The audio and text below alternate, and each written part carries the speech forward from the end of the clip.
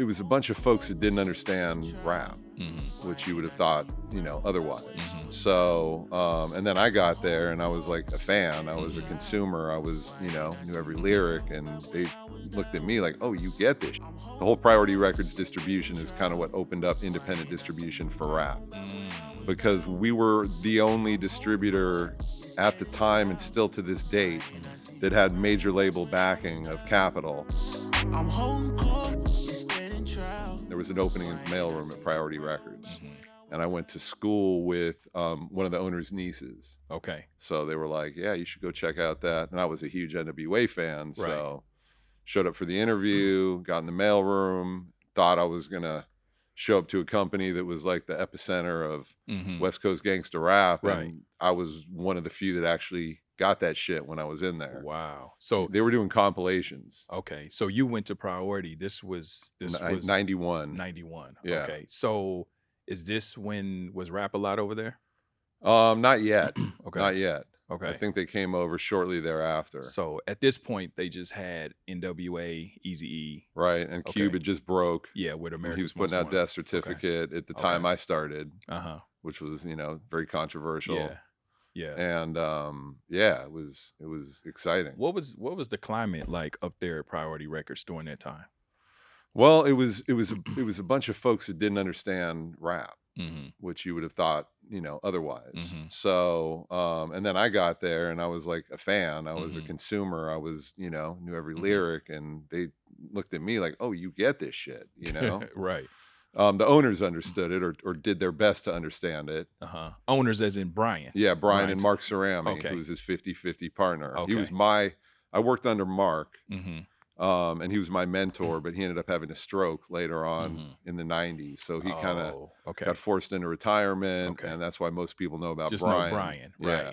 Right. Okay. So, yeah. Okay. So what was, I'm curious, what was your job in the mailroom? Were you fielding fan mail or what? I was doing A&R, Okay. unofficial, so no one knew what to listen to. Okay. And I still have my logbook, Yeah. from 91. So you were getting the demos. Yeah, I was getting, the You click. probably got my I was shit. I might have it in there. Yeah. You got my I mean, shit I a had few Wu-Tang, times. I had a ton of shit that, going through my notes, like, Oh, damn, wow. and see what I wrote about it. And then I'd take it back to the rock A&R guy and hand him, the little folder and say, here's what you got. And nothing really happened as a result of, I would deliver the mail. I'd go office to office, and then everyone would throw whatever app demos came in my way, and I'd just be bumping it in the mailroom. Oh, wow. Wow.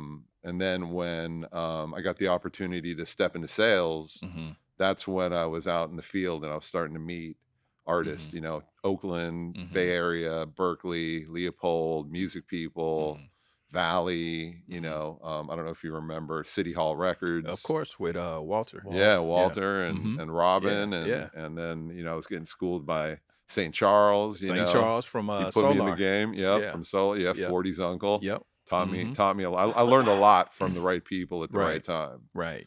Just right place, right time, and Nice. and a lot of passion. Were you ever able to really work with an artist when you were doing A&R before you got to the executive position? Like, what artists did you kind of cherry pick and say, hey, that we knew about that actually got a deal? I mean, the ones that kind of the first two I signed, first was JT, the Bigga Figga. Okay. All right. And he was just coming off a song called Game Recognized Game, which was a big Bay Area anthem. Yep.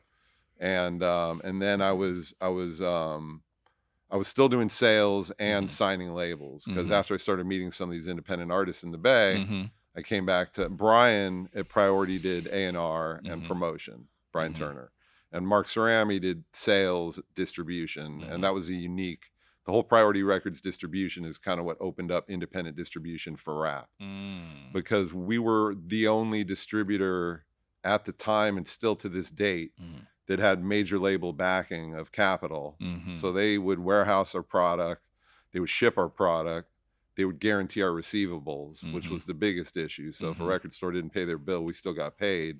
But we were the sales reps. Got you. So we were the only label that did our own sales, then delivered the orders back to Capitol, because they didn't know. They called it rap crap for real back in the day. Like, it was total discrimination, and you even like this shit, and why are you selling it? And I'm like, wow. You know, and Priority Records was a compilation label. You know, they were doing rock of the 80s and country's greatest hits and California Raisins. Yeah, and California Raisins financed everything. Wow. You know, that was so successful that paid for the signing of NWA and the growth of the label. What made them, you know, pivot and open their minds to do NWA? I think that the success of the Raisins was so tremendous that when Jerry Heller brought the demo to Mark and Brian, it got their interest, and you know, Mark is definitely the disruptor between the two, and so he definitely saw something there. And you probably have to ask them who was really the one responsible for that decision of taking on NWA. But Jerry Heller, you know, was obviously the catalyst to that. Yeah. You know, that's interesting that again, because some of the people listening, the young people, they won't understand this question, but back then, it was all about an artist getting a deal and just getting signed. There was no label, or so. Would JT the Bigga Figga be one of the first kind of in that era, or I should say maybe on the West Coast to do that? Yeah, because all you had was regionals. You had Selecto in the Midwest, and Southwest Wholesalers down south, and City Hall, and Tower would buy direct. But they were the only chain that would buy direct. And then we had the wonderful Violet Brown at Warehouse. And Violet was the best buyer in the game for urban music. And she's single-handedly responsible for a lot of what happened on the West Coast by opening up all those 350 warehouse stores. That's right. Bringing in product that, you know, Music Plus wouldn't touch. And even Tower was like, nah, that shit's getting stolen from. Because you had back then, you had Camelot Records, and Sam Goody, Music FYE, Land. But she fought for it, and you know, I don't want to jump too far ahead, but it was the same way that Master P was able to get the films. Right, you know, he was the first one to do urban films with the Unbounded. And so when we shot Unbound It, and we had to go to the video buyer, and the video buyer is like, I don't know you. I don't know anything about you. So we went to Violet. Said, Violet, you know about us. And she's like, yeah, but I don't buy video. And we're like, well, we need you to. You know, and P was very convincing. And so we convinced them it was music and not a film. And they brought in 500,000 copies and sold through them in weeks. Let me ask you this real quick. What was it about JT the Bigga Figga and Get Low Records that you felt like, you know what, let me take this back to these guys? This is outside the box, but I mean, let me all of it. I liked what JT was doing. I love what San Quinn was doing. Like, I was a huge San Quinn fan. Seth the Gaffla, like everything they were doing, the whole Get Low player movement, and where they were at in Fillmore, and I spent a lot of time with them up there in the Bay. And they were impressive. How did you, being in LA, how did you get wind of what was going on? Because I was doing sales. Okay. So I'd be up there hanging out at Music People, you know, with Jason Blaine and RBL, and you know, not too many label reps would go to Music People. And the funny story about that is everyone always thought I was a cop. Because I'd be pulling up in the rental, you know, and looking pretty casual, unless it was like a suit and tie account, which they were up in Seattle. So at first people were like standoffish, but then, you know, every other week they'd see me back and start asking questions, and then the relationship started building. People started trusting me.